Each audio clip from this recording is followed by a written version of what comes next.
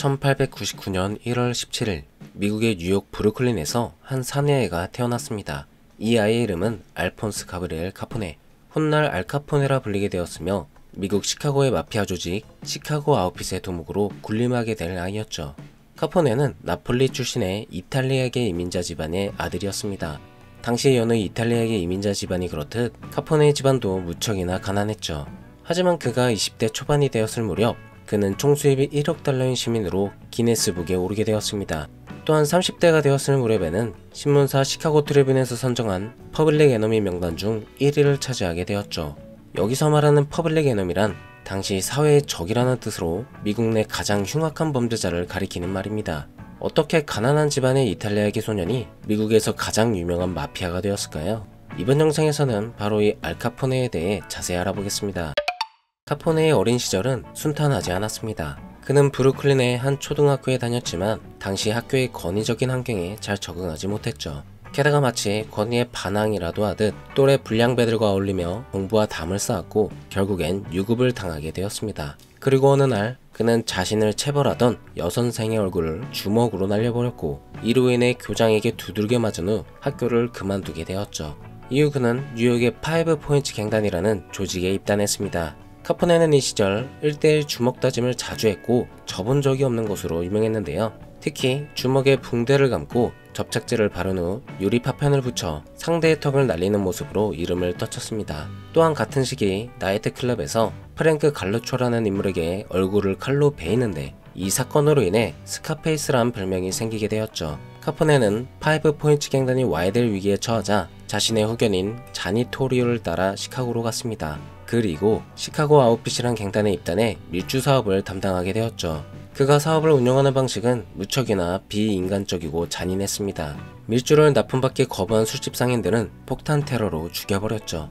이와 관련하여 1920년도에 100여 명이 폭탄 테러로 사망하는 사건이 있었는데 다른 갱단을 포함한 모든 사람들이 배후에 알카포네가 있다는 것을 알고 있었습니다. 하지만 증언을 할 경우 가족과 주변인이 보복을 당했기에 모두 쉬쉬하는 분위기가 만들어졌죠. 하지만 이런 카포네에게도 숙적이 있었는데 밀주 사업으로 자주 갈등을 겪던 아일랜드 마피아입니다. 여기서 카포네는 같은 이탈리아계 조직들과 손을 잡고 아일랜드 갱단의 두목 딘 오베니언을 암살했는데요. 이 사건으로 인해 이탈리아 마피아와 아일랜드 갱단의 전쟁이 벌어졌고 카포네도 호텔 로비에서 습격을 당한 일이 있었습니다. 결국 1925년 총격전에서 부상을 당한 카포네의 후견인 자니 토리오가 조직을 26세의 카포네에게 물려주고 은퇴하게 되었죠. 그렇게 카포네는 시카고 아웃핏의 두목이 되었고 동시에 아일랜드 갱단과의 전쟁도 점점 치열해져 갔습니다. 양측은 서로의 밀주를 강탈하고 밀조 공장을 습격하거나 심지어 방화까지 했죠. 이 과정에서 폭탄이 오가거나 총격전이 자주 일어나 양쪽의 조직원들이 많이 사망했습니다. 이렇게 피해가 커지자 결국 카포네와 아일랜드 갱단의 두목 빈센트 두루치는 서로 만나 휴전을 하기로 했는데요. 하지만 얼마 지나지 않아 빈센트 두루치가 경찰과의 총격전에서 사망하고 새로운 아일랜드 갱단 두목으로 벅스 모란이 주대되었습니다. 새롭게 두목이 된 벅스 모란은 평화주의자가 아니었어요. 그는 카포네의 밀주를 훔치고 심지어 강탈까지 했습니다. 결국 화가 난 카포네는 모란의 트럭을 불태워버렸고 이렇게 전쟁이 다시 재개되었죠. 이후 얼마 지나지 않은 1929년 2월 카포네는 적대 조직에 대한 총공세에 나서게 되는데요. 일명 발렌타인데이 학살 사건이 이때 터지게 되었는데 이로 인해 아일랜드 갱단 조직원 7명이 피살당하고 말았습니다. 이 사건은 아직도 거론될 정도로 매우 악명 높은 사건인데 사건 내용이 워낙 충격적이기 때문입니다. 사건의 전말은 이렇습니다. 카포네는 유대인 마피아 조직 퍼플갱과 손을 잡고 아일랜드갱을 함정에 빠뜨리기로 했는데요. 퍼플갱은 자신들이 매우 많은 양의 밀주를 강탈했다며 이것을 아일랜드 갱단에게 팔겠다는 제의를 건넸습니다. 아일랜드 갱단은 이에 흔쾌히 수락했고 이렇게 유인책에 걸려들었죠. 이후 거래 장소에 모인 7명의 아일랜드 조직원들은 뜻밖의 상황에 당황하게 되었습니다. 경찰차가 갑자기 나타나더니 정복을 입은 경찰 2명과 사복을 입은 3명의 남자가 그들을 단속하고 나선 것이죠. 그리고 그들은 아일랜드 갱단원들을 일렬로 서서 벽을 바라보라고 지시했습니다. 지시에 따른 아일랜드 갱단원들은 그대로 벽을 보고 서 있었는데 여기서 총을 든 사내들이 난사를 가해버렸죠. 아일랜드 갱단원들은 그 자리에서 6명이 사망했고 1명은 병원에 실려갔지만 얼마 지나지 않아 사망하게 되었습니다.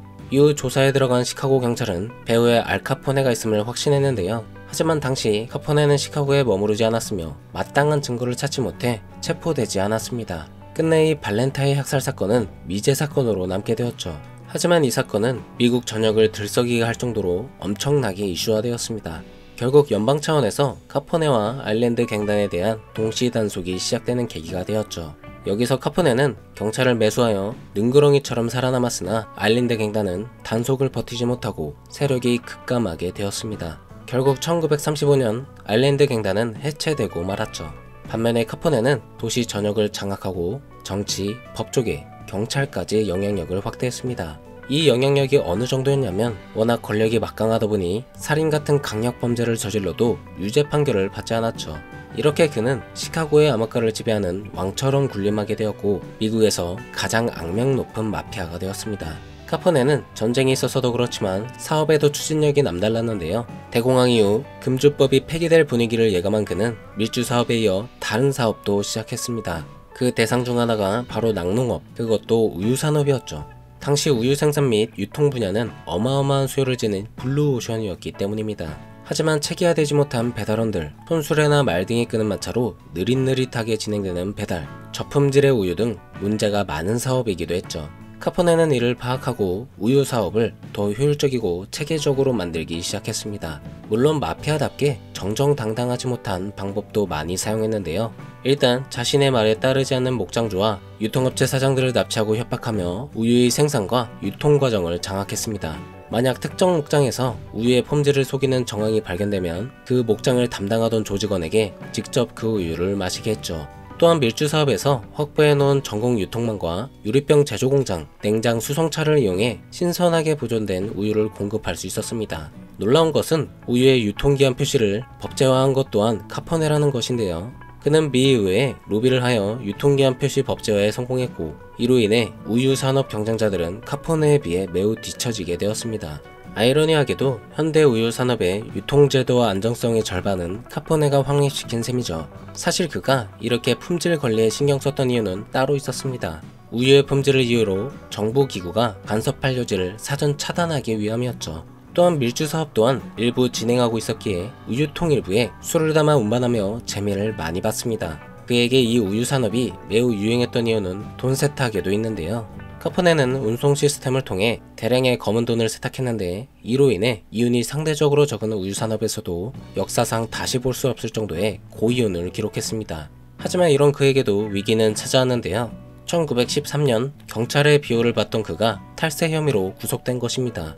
이때 카포네를 잡아놓은 사람이 바로 미국 재무부 수사관이자 일명 언터처블이라 불리는 엘리엇 네스였죠.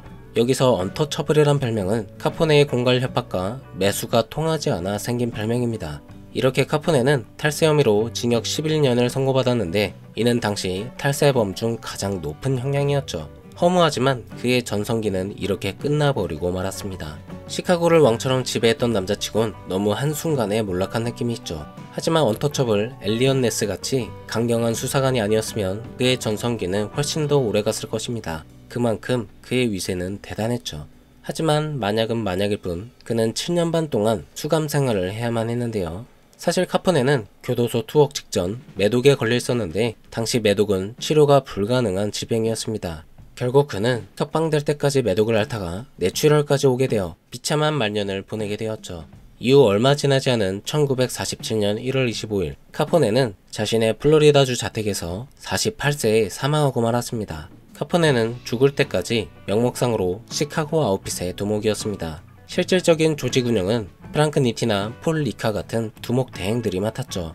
이미 체계화되고 운영이 순조로웠던 시카고 아웃핏은 카포네가 사망했음에도 명맥을 꾸준히 이어나갔습니다. 그들은 오늘날까지도 존재하는데 2024년엔 부두목 조셉 안드리아키가 사망했다는 뉴스가 보도되기도 했죠. 하지만 역시나 사람들은 시카고 아웃핏, 시카고 마피아 하면 아직까지도 알카포네를 떠올리곤 합니다. 이처럼 워낙 악명이 높았고 파란만장한 삶을 살았기에 여러 대중매체의 소재가 되기도 하는데요.